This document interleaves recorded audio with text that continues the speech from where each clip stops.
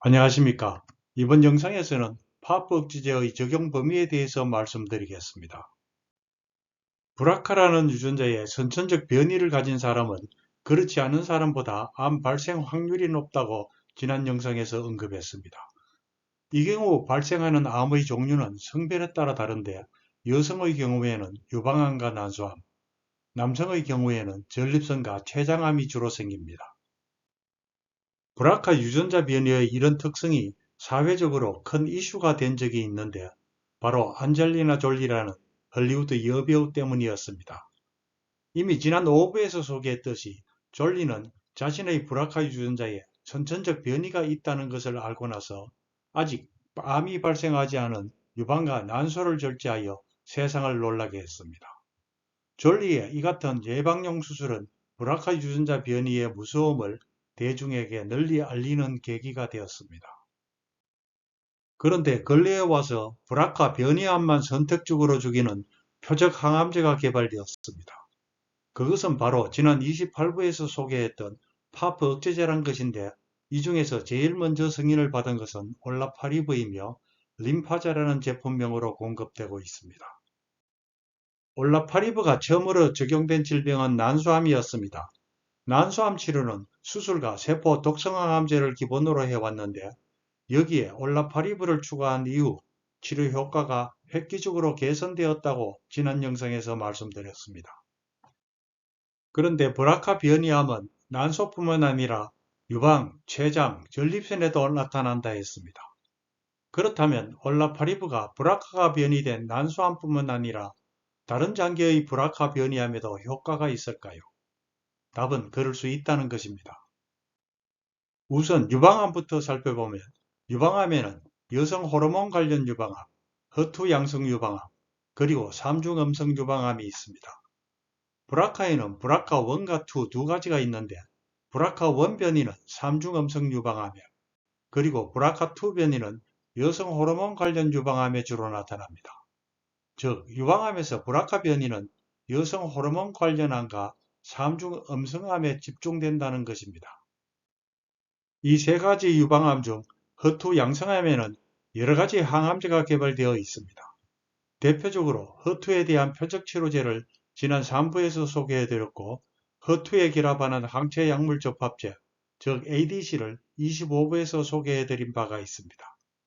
이에 비하면 치료 수단이 제한적이었던 호르몬 관련 유방암과 삼중 음성 유방암 치료에 올라파리브의 등장은 희소식이었고 당연히 브라카 변이 유방암에서 올라파리브의 효과를 분석하는 연구가 수행되었습니다.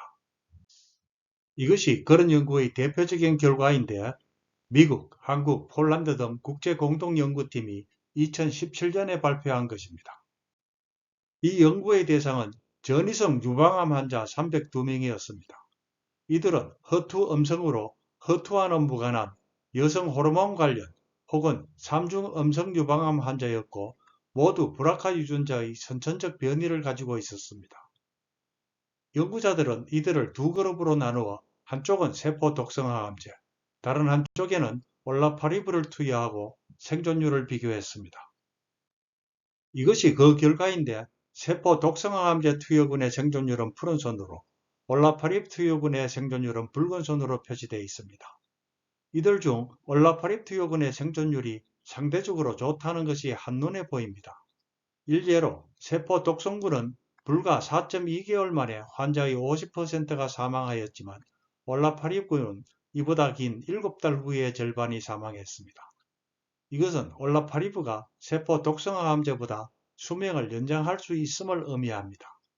이를 바탕으로 미국 FDA는 브라카가 변이된 전이성 유방암에 올라파리브의 사용을 2018년에 승인했습니다.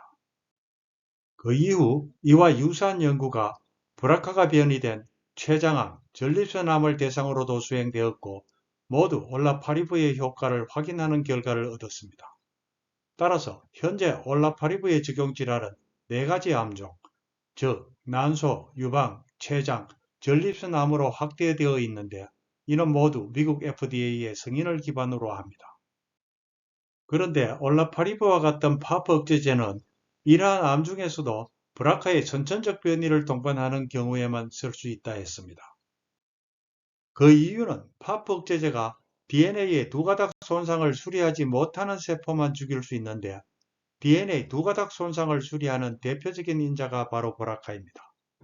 따라서 브라카 유전자의 변이로 DNA 두 가닥 손상을 수리하지 못하게 된 세포는 파프 억제제 처리로 죽는 것이라고 지난 28부에서 설명했습니다. 그런데 사실 DNA 두 가닥 손상 수리에는 브라카뿐만 아니라 책1, 책2를 비롯하여 아주 많은 인자들이 참여합니다. 따라서 이들 중 어느 하나라도 변이된 암세포는 DNA 두 가닥 손상 수리가 어려워 파프 억제제 치료 효과가 나타날 가능성이 있습니다. 당연히 이 가능성을 직접 조사하는 연구들이 수행되었는데 2020년에 발표된 이 논문은 치료가 아주 어렵다고 알려진 전이성, 거세저항성 전립선암을 대상으로 분석한 것입니다.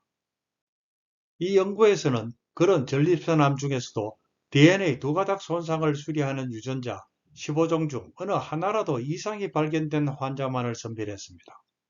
연구자들은 이 환자들을 두 그룹으로 나누어 한쪽은 기존 약물 치료를, 다른 한쪽은 올라파립 치료를 하고 생존율을 비교했습니다.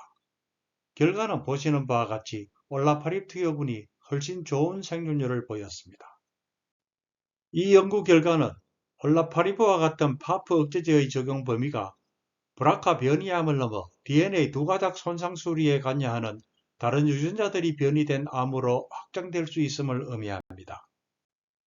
이상으로 지난 영상과 이번 영상을 통하여 파프 억제제의 작용 원리와 적용 범위를 설명했습니다. 요약을 하면 파프 억제제는 브라카 변이를 가진 난소, 유방, 췌장, 전립선암에 사용되고 있으나 이제는 브라카를 넘어 DNA 두 가닥 손상 수리에 관여하는 유전자들 중 어느 하나라도 이상이 생긴 암으로 그 사용이 확장되고 있는 상황입니다.